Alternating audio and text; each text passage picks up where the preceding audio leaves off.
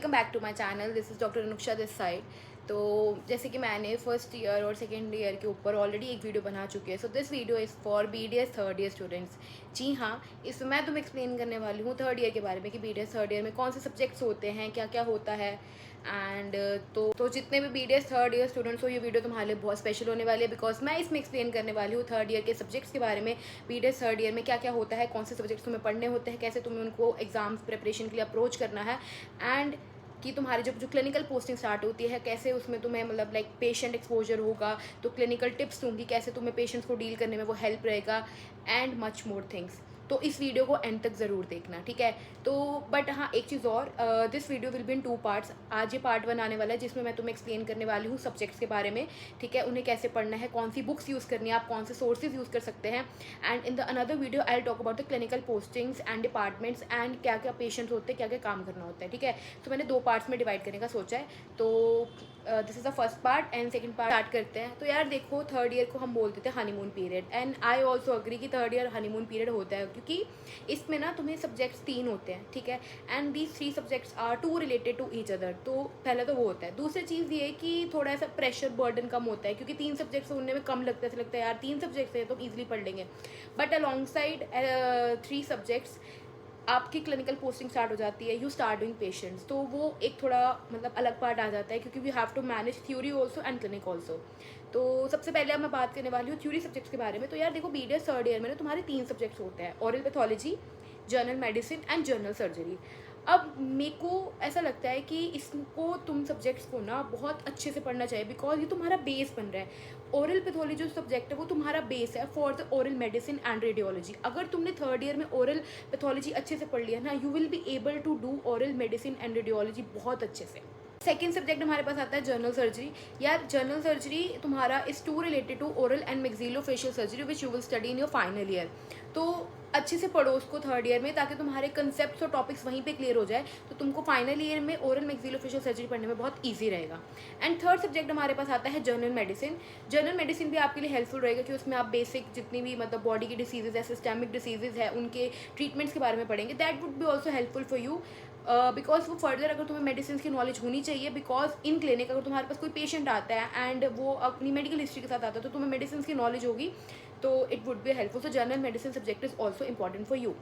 अब talking about the resources I use to study in third year, तो यार I use to study it from books. मतलब मैंने ऐसा कोई use for studying in my third year. देखो यार, मैंने फॉर जनरल मेडिसिन से स्टार्ट करते हैं। सो जनरल मेडिसिन में I use to study it from Davidson.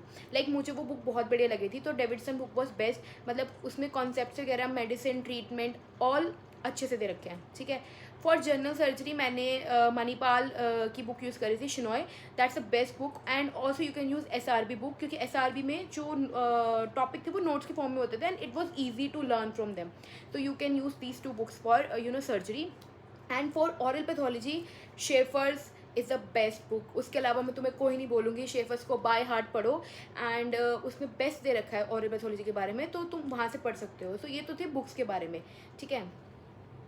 तुम्हें अभी सब्जेक्ट्स के बारे में एक्सप्लेन करा था कि कौन सी बुक्स यूज़ करनी है या फिर आप कौन से रेफरेंसेस यूज़ कर सकते हैं। अब एग्जामिनेशन में कैसे आप इनको प्रिपेयर करें। यार सबसे पहले इज़ कि स्टडी स्मार्टली देन हार्डली।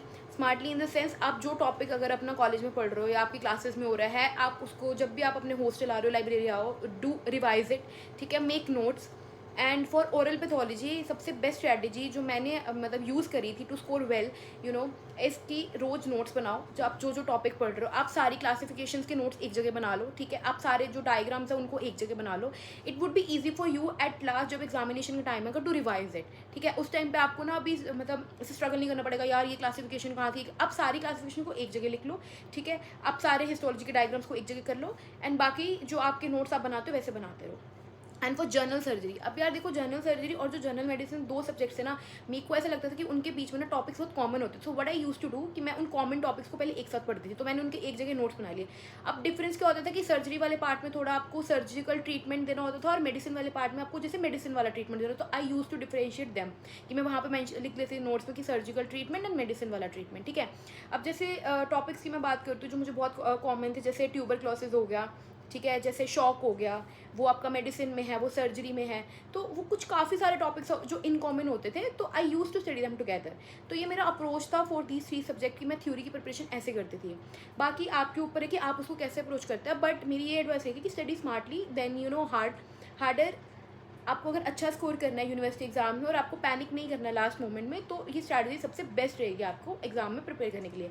तो ये तो थी थर्ड ईयर के सब्जेक्ट्स के बारे में, रेफरेंसेस के बारे में, बुक्स कौन सी यूज़ करनी है, सब चीज़ मैंने बताया था। इसके अलावा थर्ड ईयर में आपकी क्लिनिकल पोस्टिंग स्टार्ट हो जाती है। Yes, you start doing patient. आपको तब फीलिंग है कि हाँ मैं कुछ हूँ, डॉक्टर हूँ। और हमें भी, मतलब मुझे भी बहुत डिफरेंट फीलिंग आई थी जब मैंने पेशेंट्स करने स्टार्ट करेंगे। तो मैं अपनी नेक्स्ट वीडियो में बात करूँगी मेरी क्लिनिकल पोस्टिंग एक्सपीरियंस के बारे में, कैसे पहले पेशेंट मुझे भी डर लगा था, बट हाउ धीरे धीरे कॉन्फिडेंस बिल्ड हुआ और हमने पेशेंट्स करने स्टार्ट करे, ईजी लगने लगा। तो मैं उसमें आपको भी गाइड करूँगी कैसे आप क्लिनिकल पोस्टिंग्स को अप्रोच करें, कैसे पेशेंट्स को डील करें, everything I will explain in detail.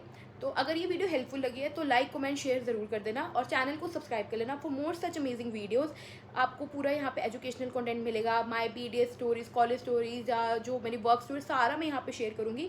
तो चैनल को ज़रूर सब्सक्राइब कर लेना। Thank you everyone for watching it, और पार्ट 2 जल्दी आएगा, तो stay tune and don't forget to subscribe the channel. Thank you everyone.